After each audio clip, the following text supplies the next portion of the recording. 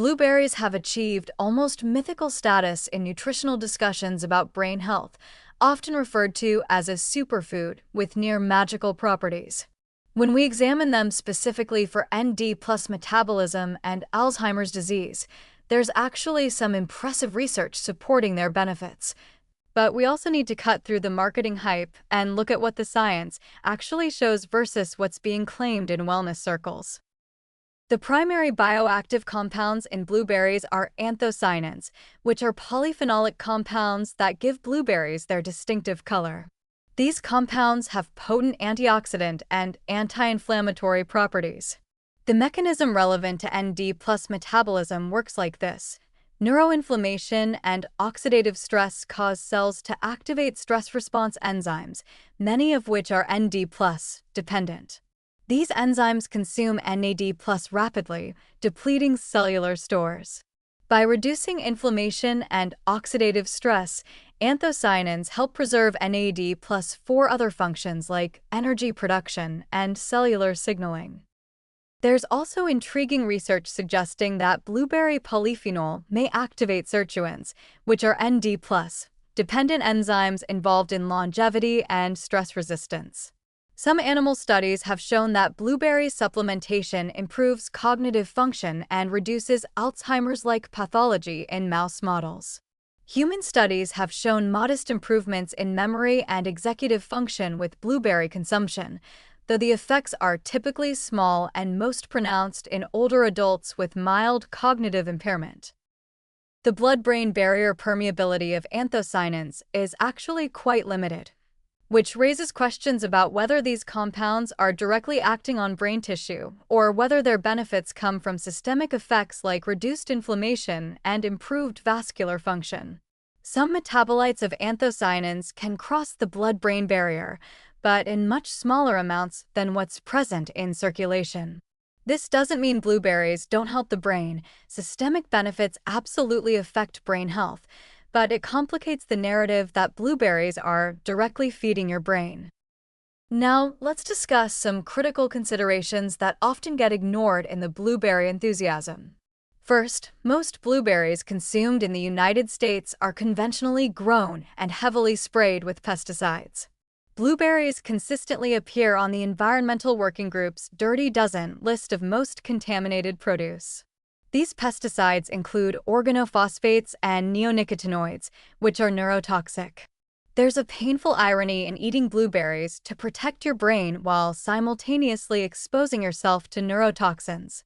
Organic blueberries are strongly preferable, but they're expensive, often 2 to 3 times the cost of conventional blueberries. Second, much of the research showing cognitive benefits uses blueberry extracts or freeze-dried blueberry powder in doses equivalent to 1 to 2 cups of fresh blueberries daily. That's a substantial amount, and fresh blueberries are expensive.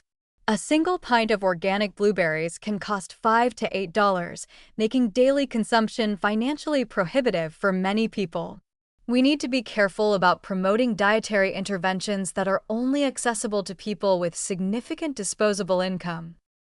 The sugar content is also worth discussing. While the sugar in blueberries comes packaged with fiber and beneficial compounds, blueberries still contain about 15 grams of sugar per cup.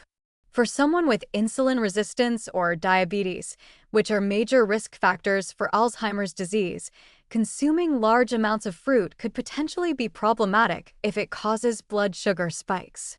The glycemic index of blueberries is relatively low, but individual responses vary considerably. Let's talk about frozen versus fresh blueberries. Frozen blueberries may actually retain anthocyanin content better than fresh berries that have been stored for extended periods, since the freezing process stops nutrient degradation.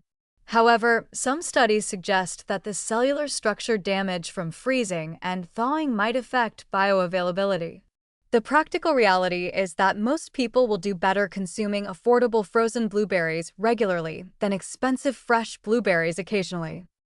Wild blueberries tend to have higher anthocyanin content than cultivated varieties, but they're even more expensive and harder to find. The marketing around wild blueberries sometimes overpromises their superiority. There's also the question of whether blueberries specifically are necessary, or whether other anthocyanin-rich foods would provide similar benefits. Blackberries, raspberries, strawberries, cherries, and purple grapes all contain anthocyanins.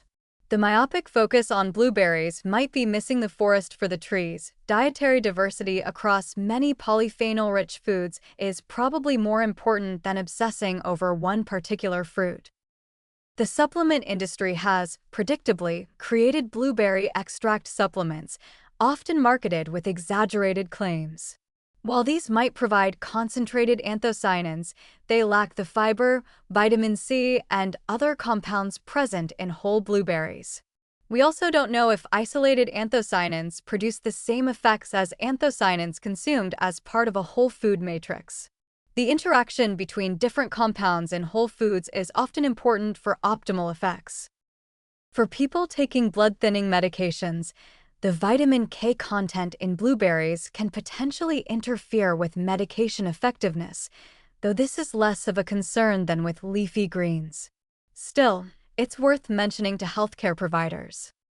The realistic recommendation would be 1/2 to 1 cup of blueberries, 5 to 7 days per week, preferably organic or at least thoroughly washed. They can be consumed fresh, frozen, or in smoothies.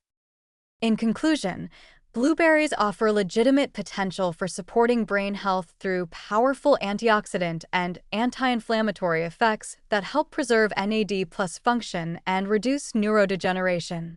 The research is more robust than for many foods we've discussed.